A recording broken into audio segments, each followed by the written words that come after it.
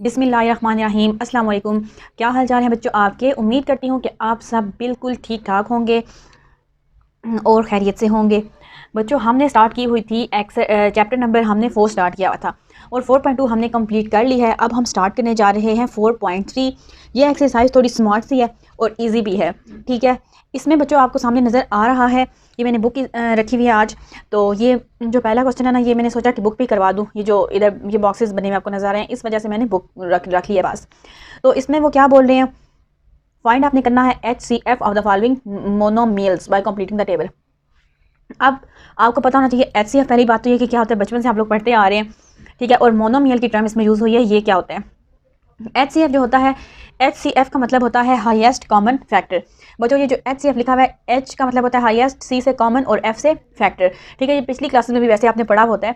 तो इसका मतलब होता है कि हाईएस्ट कॉमन फैक्टर मतलब ये कि दो जो होते हैं ना, कोई से भी आप नंबर्स ले लें या वेरिएबल्स की फॉर्म में आप ले लें या जो भी ले लें, मतलब कि अब मैं एक ले लेती हूँ, क्या ले लें 15, और मैं क्या ले लेती हूँ जी 9।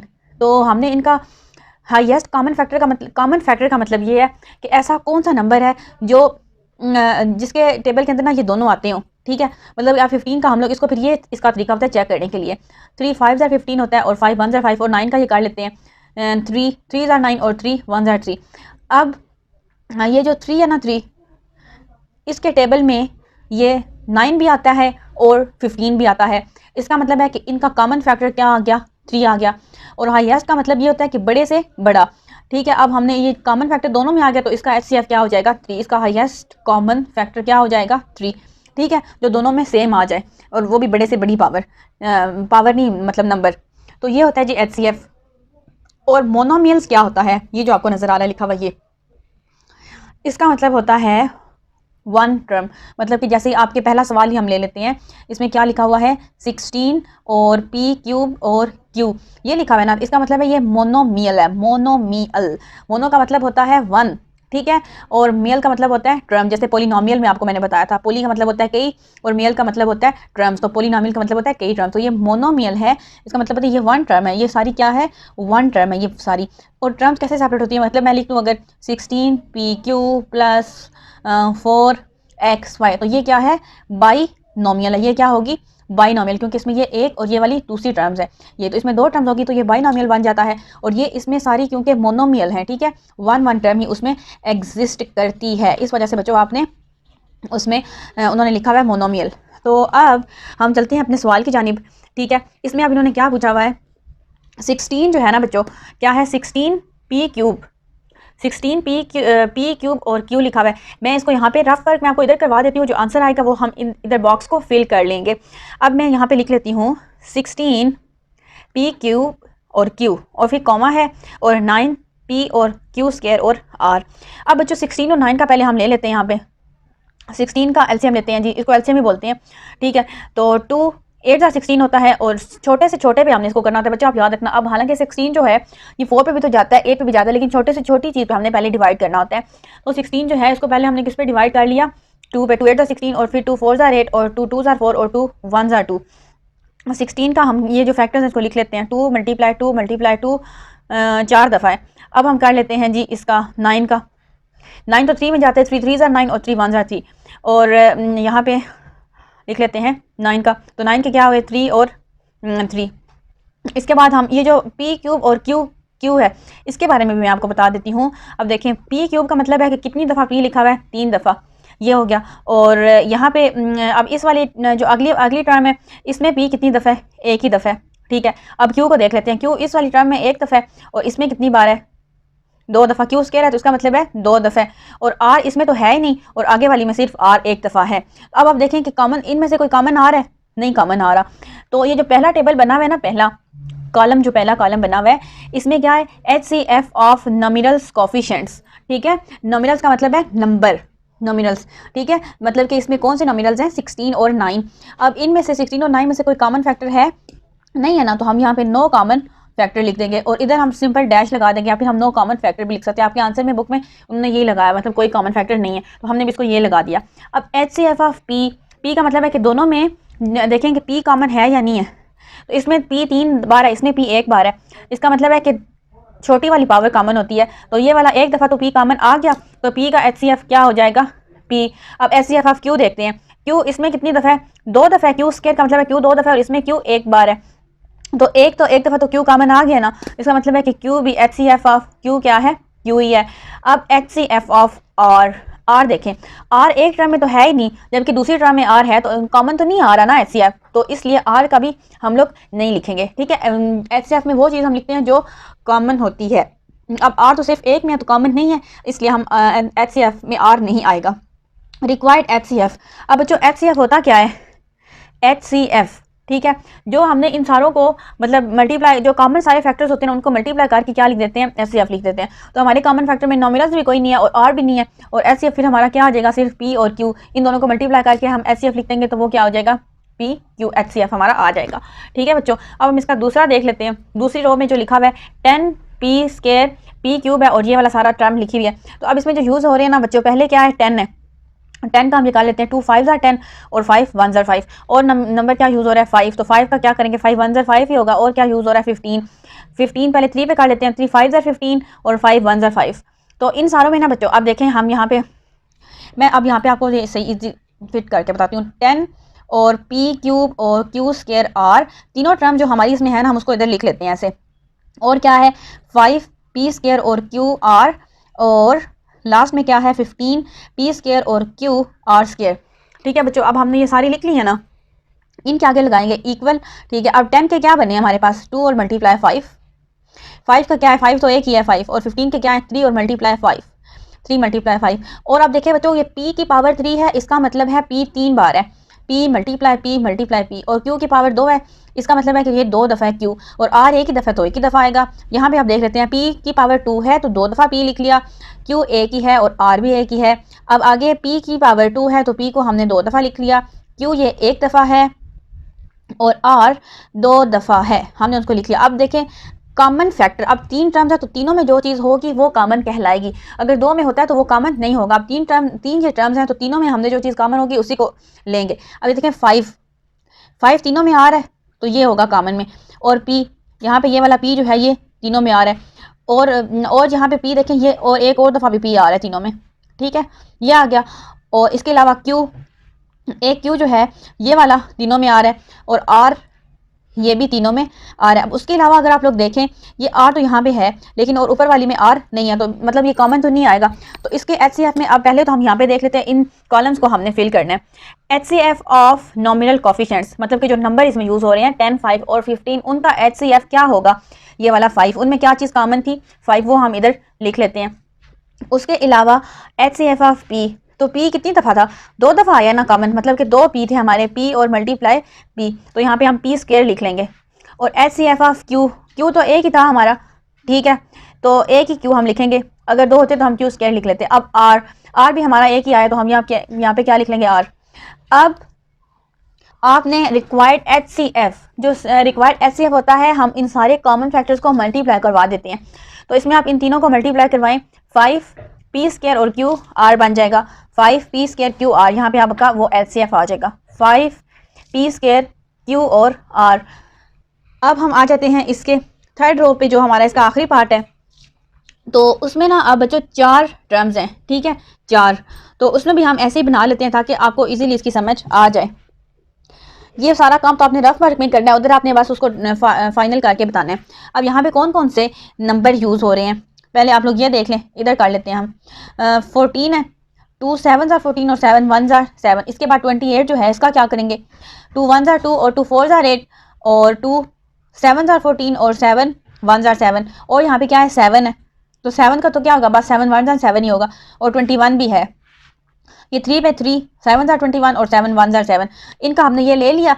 अब हम इनको यहाँ पे लिख लेंगे अलहदा अलहदा करके, ठीक है। पहले हम लिख लेते हैं सारी टर्म्स, 14 p की पावर 4 है और q और r की पावर 4 है, इसके बाद क्या है 28 है, 28 p क्यूब q और r स्क्वायर, इसके बाद 7 है p स्क्वायर और q और r स्क्वायर, उसके बाद क्या है जी 21 और p स्क्वायर q स्क्वायर और r की पावर 4। आगे हम इनके इक्वल लगा लेते हैं। अब इनके सारे हम जो फैक्टर्स हैं ना उनको हम ओपन करके लिख लेंगे, ठीक है बच्चों।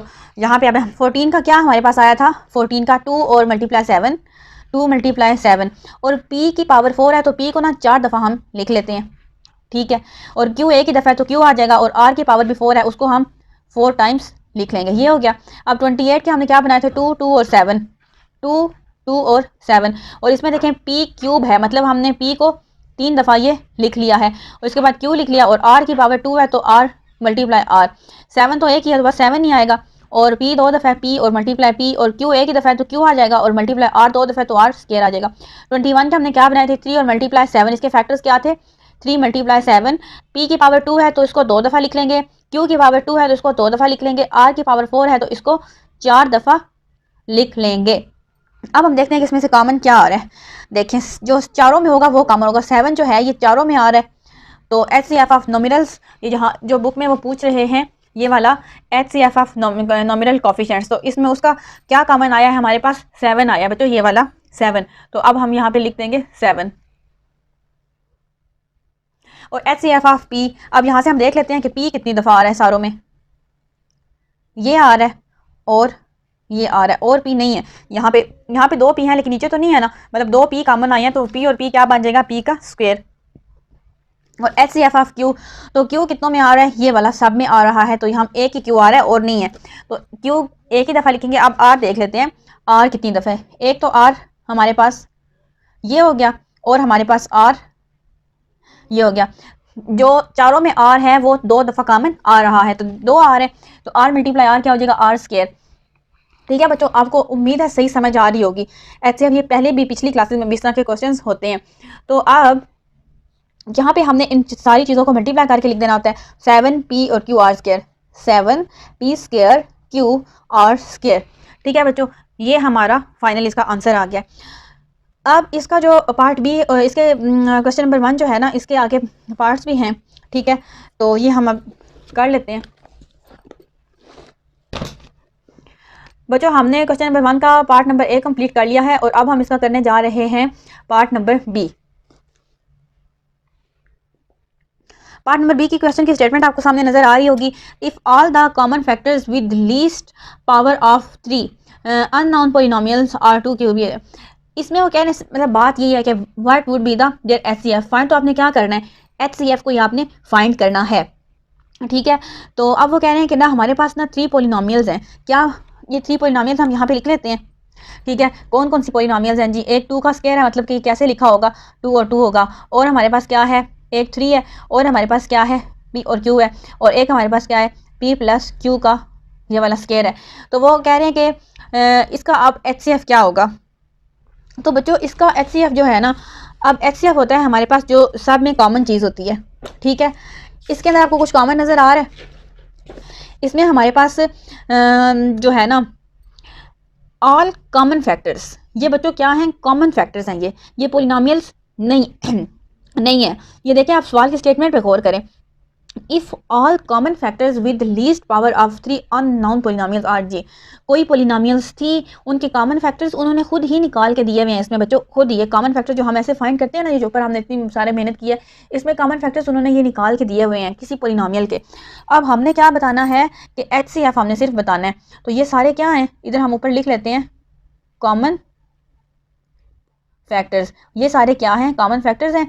सो HCF में हम क्या करते थे, HCF जो होते थे ना कॉमन फैक्टर्स, उनका product of all common factors, HCF क्या होता था, इधर मैं लिख देती हूँ, product of all common factors. तो हमारे पास कॉमन फैक्टर जो है इनको मल्टीप्लाई कर लेते हैं, 2 यहाँ पे मैं चले लिख देती हूँ, 2 मल्टीप्लाई 2 मल्टीप्लाई 3 मल्टीप्लाई PQ और मल्टीप्लाई P प्लस Q का होल स्क्वायर। तो इनका मल्टीप्लाई करवा देते हैं, 2 2 4 और 4 3 क्या आ जाएगा 12 और साथ में PQ और साथ में P प्लस Q का होल स्क्वायर।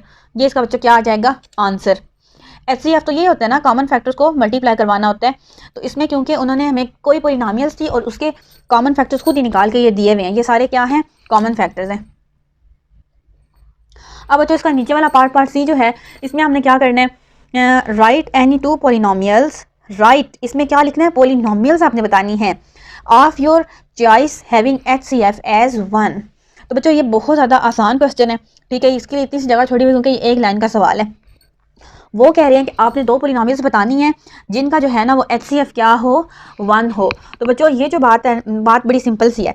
ऐसी पोलिनोमियल ना जिनका HCF किनका 1 आता है, जो ना डिफरेंट होती हैं, ठीक है, जिनमें कॉमन फैक्टर कोई नहीं होता, जिनमें कोई कॉमन फैक्टर नहीं होता, उसका HCF क्या आ जाता है, 1 आ जाता है। तो हम यहाँ पे कोई भी पोलिनोमियल लेनी है, मतलब कि एक्स और वाई की पावर्स में हमने लेनी है। पोलिनोमियल्स का मतलब यही होता है। अब ये नहीं कि आप 2 ले लें, 116 ले लें, या मतलब कोई नंबर ले लें। पोलिनोमियल्स यानी जिसमें एक्स और वाई की पावर्स में भी कुछ आए। तो हम इसकी बुक में जो आपका आंसर है, ज़रूरी नहीं हो कि वहाँ पे आपने यही लाना है। उन्होंने एटसेट्रा लिखा हुआ है, मतलब इस टाइप की आप कोई भी ले सकते हैं। मैं यहाँ पे लिख लेती हूँ फर्स्ट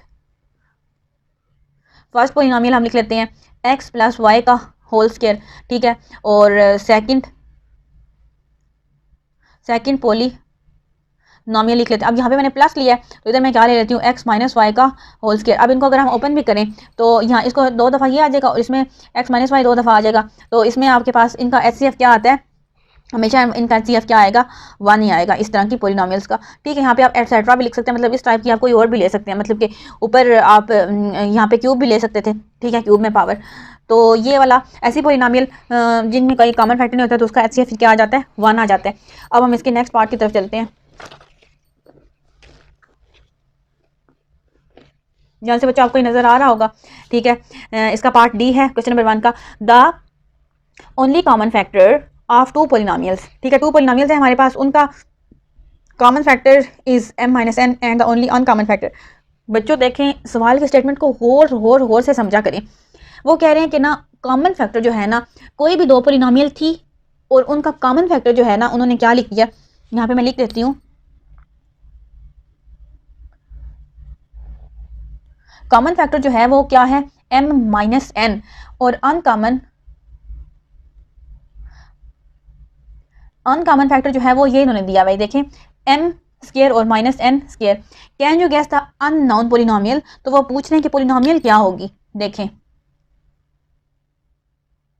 पोलिनोमियल अब हमने फाइंड करनी है, ठीक है। तो बच्चों अब आपको पता है कि पोलिनोमियल कैसे आती है, ठीक है। इनका प्रोडक्ट ही करेंगे ना, जाहिर सी बात है कि जो एक उन्होंने हमें कॉमन फैक्टर बता दिया उन दोनों का, ठीक है। कॉमन फैक्टर का मतलब है कि ये उन दोनों में आएगा, दोनों पोलिनोमियल्स के अंदर, ठीक है। वो जो 2 पोलिनोमियल्स हैं, 2 लिखा है ना, 2 पोलिनोमियल्स हैं, ठीक है, पोलिनोमियल्स। तो कॉमन फैक्टर जब उनका m माइनस n है, तो कॉमन का मतलब बचा जो दोनों में चीज़ हो, दोनों पोलिनोमियल में, तो ये दोनों में आ जाएगा। और ये अनकॉमन है, अनकॉमन फैक्टर, इसका मतलब है कि ये दोनों में से किसी एक में पाई जाती होगी। m square minus plus n square वाली चीज़ दोनों पोलिनोमियल में से किसी एक में होगी, तो इसको बस किसी एक में लिख देंगे, और वो हम दोनों क्या होंगी, पोलिनोमियल होगी। मैंने आपको बताया था कि इनको मल्टीप्लाई करेंगे, वो मैंने गलत बोला था, सॉरी फॉर दैट। तो पोलिनोमियल हमने इसमें फाइंड करनी है, HCF तो फाइंड नहीं करना। अगर HCF करना होता फिर हम कॉमन फैक्टर का प्रोडक्ट करते हैं। तो अब पोलिनोमियल करना है, यहाँ पे हम लिख देते हैं फर्स्ट पोलिनोमियल, यहाँ पे लिख देते हैं सेकंड पोलिनोमियल। तो फर्स्ट पोलिनोमियल में आप देखें m माइनस n जो है ना कॉमन फैक्टर है, इसका मतलब है ये तो दोनों में आ जाएगा। और ये जो m square plus n square है, ये दोनों में से किसी एक के साथ लिख लेंगे, जिसके साथ मर्जी आप लोग लिखें, फर्स्ट पोलिनोमियल के साथ लिखें या सेकंड के साथ लिख लेते हैं, m square plus n square. तो ये ना वो 2 पोलिनोमियल्स हैं, ठीक है बच्चों। ये वाला आपका क्या है, आंसर है। अब इसका पार्ट ई करते हैं। पार्ट ई में वो क्या पूछ रहा है कि can you gas HCF of 2 polynomials. अब आपने HCF गैस करना है, मतलब बताना है। ये 2 हमारे पास पोलिनोमियल्स दी हुई हैं, ये वाली 2, ठीक है, इनका HCF बताना है विदाउट एनी प्रोसीजर, मतलब कि सॉल्व वगैरह किए बगैर आपने इसका HCF जो है वो बताना है। तो ये दोनों देखें, ये दोनों सेम है ना बच्चों, ये देखें क्या लिखा हुआ है, एक्स क्यूब और प्लस 5x और प्लस 1, और ये भी क्या है, इसको शुरू में लिख लें एक्स क्यूब को और प्लस 5x और प्लस 1। तो ये क्या है, सेम पोलिनोमियल्स है ना, हम यहाँ पे लिख सकते हैं सेम पोलिनोमियल्स। तो जो सेम पोलिनोमियल्स होती है ना बच्चों, ठीक है, उसका HCF हमेशा क्या होता है, 1 ही होता है, ठीक है। जो सेम पोलिनोमियल होती है उसका HCF क्या होता है, 1 होता है। तो हमने क्या लिख देना है, इसका HCF इज इक्वल टू 1, ठीक है, क्योंकि उनका कॉमन फैक्टर क्या होता है, वो खुद ही होते हैं, तो इसलिए फिर उसका HCF भी क्या हो जाता है, 1 ही होता है, उसका कॉमन फैक्टर जो यही होगा। तो बच्चों अब हम क्वेश्चन नंबर 1 जो है, ये हम इसके हमने सारे पार्ट कर लिए हैं। तो ये जो है ना नेक्स्ट क्वेश्चन, इसके भी कर लेते हैं इसी वीडियो में पार्ट, क्योंकि ये बहुत ज़्यादा ईजी है। तो नेक्स्ट वीडियो में फिर हम बाकी कर लेंगे जो रह जाएंगे। अब बच्चों यहाँ पे आपको नज़र आ रही होगी, मैंने स्टेटमेंट लिखी हुई है, फाइंड द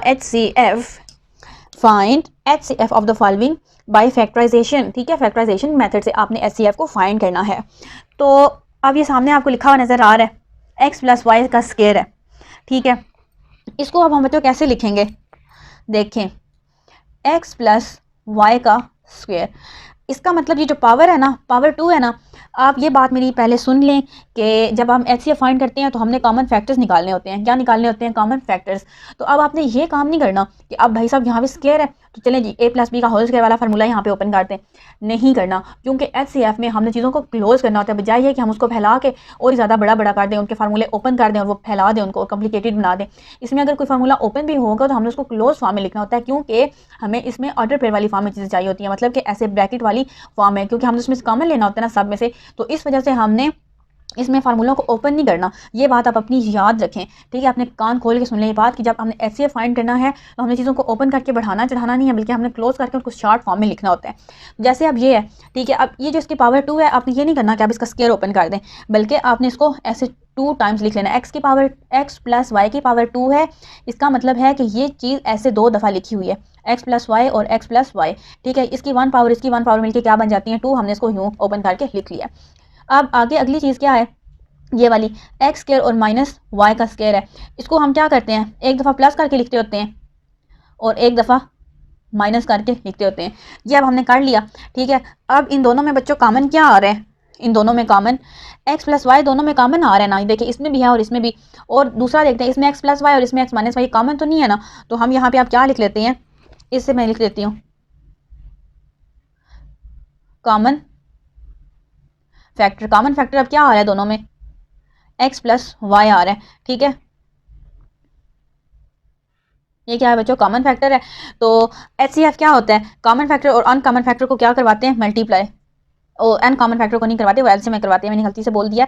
HCF में क्या होता है, प्रोडक्ट ऑफ, बच्चों क्योंकि पहला क्वेश्चन मैं इसमें लिख रही हूँ, बाकी सवालों में मैं बार बार नहीं लिखूंगी ये formula, product of all common factors, ये क्या होता है, HCF होता है। तो अब हमारा HCF क्या था, हमारा क्योंकि कॉमन फैक्टर एक ही आया है तो वही बेचारा क्या हो जाएगा हमारा HCF x प्लस वाई।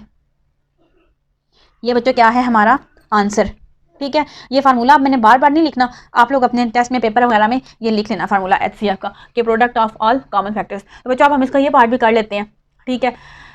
इस पार्ट में भी हमें 2 ही टर्म्स दी हैं, एक ये वाली है और एक ये वाली, ठीक है। अब a माइनस बी का जो क्यूब है, क्यूब, इसके फार्मूले को ओपन करना नहीं है, हमने ओपन नहीं करना, नहीं करना, नहीं करना। ये देखें, अब ये a माइनस बी का जो क्यूब है, इसका मतलब है कि ये 3 दफ़ा चीज़ है, a माइनस बी, तो हम इसको 3 दफ़ा ऐसे लिख लेंगे, a minus B, a minus B, a minus B. और वो जो आगे आपको नज़र आ रहा है ये वाला, इसका क्या करना है, a स्क्वायर माइनस 2ab और प्लस b स्क्वायर। बच्चों आपको पता है ये ओपन होकर लिखा हुआ, इसको हमने क्लोज कर देना है, 2 के साथ माइनस है तो इसका फार्मूला बन जाएगा a माइनस बी का होल स्क्वायर, ठीक है। तो इसी चीज़ को हम, ये इसकी पावर 2 है ना, हम इसको 2 दफ़ा लिख लेते हैं ऐसे, a माइनस बी और a माइनस बी, ठीक है। ये आपने पीछे पढ़ा है ना फार्मूला, इसमें तो अब आपको कन्फ्यूजन नहीं होनी चाहिए, ये ओपन होकर लिखा है, इसको क्लोज करके लिख दिया। अब दोनों में देखिए कि क्या कॉमन आ रहा है, इसमें a माइनस बी 2 दफ़ा और इसमें 3 दफ़ा, तो a माइनस बी तो कॉमन आ रहा है ना, ये आ गया, और दोनों में ये आ गया, ठीक है। तो अब मैं यहाँ पे लिख देती हूँ, अब हम यहाँ पे क्या लिखना है, कॉमन फैक्टर को मैं CF ही अब लिखूंगी, पूरा मुझसे नहीं लिखा जाता बार बार। कॉमन फैक्टर क्या है, इसमें हमारे पास कॉमन फैक्टर हमारे पास a माइनस बी भी है और फिर दोबारा से a माइनस बी है, ठीक है। तो HCF अब क्या होगा, HCF इनका प्रोडक्ट होता है, कॉमन फैक्टर का प्रोडक्ट, तो हम इस पर स्क्वायर लगा के भी लिख सकते हैं, ठीक है। HCF में हम बच्चों क्या लिख सकते हैं, ये a माइनस बी और मल्टीप्लाई a माइनस बी, तो दोनों सेम है, तो इसका मतलब है इधर हम पावर इसकी पावर 1 और इसकी पावर 1 क्या हो जाएगी 2, तो ये हमारा इसका HCF आ जाएगा। बच्चों ये बिल्कुल इजी से क्वेश्चन है, HCF वाले बच्चों वाले हैं। तो बाकी अब हम लोग अगली वीडियो में करते हैं, तब तक के लिए मुझे दीजिए इजाज़त। थैंक यू, अल्लाह हाफिज़।